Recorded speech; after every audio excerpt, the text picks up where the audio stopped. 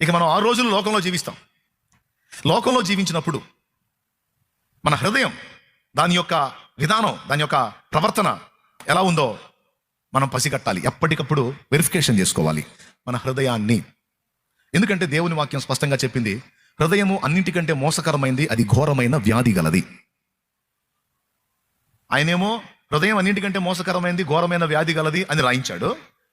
నేను దాన్నే లక్ష్య పెడతా అన్నాడు. నాకు అదే ఇంపార్టెంట్ అన్నాడు. నువ్వు బయటికి ఎలా ఉన్నావో కాదు, లోపల ఎలా ఉన్నావో, ఏం అనుకుంటున్నావో నేను దాన్ని పట్టించుకుంటా, అది నాకు సీరియస్ అంటాడు. ఇది చిన్న విషయమా పెద్ద విషయమా? పైకి నవ్వుతా మాట్లాడవచ్చు, లోపల తిట్టుకోవచ్చు. పైకి ఏమి నాకు వద్దు అనొచ్చు, లోపల ఆశిస్తుండొచ్చు. పైకి విధేయత చూపుతున్నట్టు ఉండొచ్చు, లోపల విరక్తితో ఉండొచ్చు. ఓకే, పైకి కోడల్ని ప్రేమిస్తున్నట్టే ఉండొచ్చు, లోపల ద్వేషాన్ని కలిగి ఉండొచ్చు. పైకి అత్తగారి ముందు షో చేస్తున్నట్టు, అత్తగారంటే అభిమానం ఉన్నట్టు షో చేయొచ్చు, లోపల దీన్ని ధ్యానం చేయ అనుకోవచ్చు. మాట వరుస చెబుతున్నా, దేవునికి స్తోత్రం, హల్లెలూయా. ఏదైనా నవ్వుతారు, ఎప్పుడు తెచ్చింది ముసిలి చావట్లేదు అని అనుకోవచ్చు.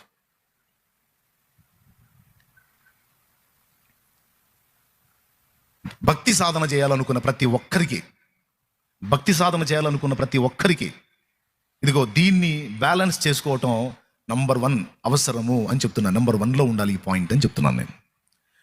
ఎందుకంటే అది కూడా చెప్తున్నా, మన హృదయం యొక్క తీరును బట్టి, మన హృదయం యొక్క విధానాన్ని బట్టి దేవుడు మనకిచ్చే ఫలాలు ఆధారపడి ఉంటాయి.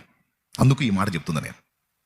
మన హృదయం యొక్క విధానాన్ని బట్టి దేవుడు మనకిచ్చే ఫలాలు, ఆశీర్వాదాలు ఆధారపడి ఉంటాయి. కొంతమంది ఉంటారు,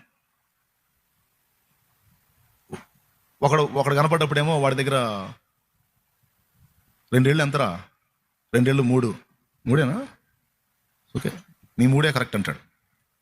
ఇంకొకటి దగ్గరికి పోయి వాడు 2 రోజులు 4 అంటే నీ 4 కూడా కరెక్టే అంటాడు. అంటే యథార్థత ఉండదు. ఉంటే 3 లేకపోతే 4.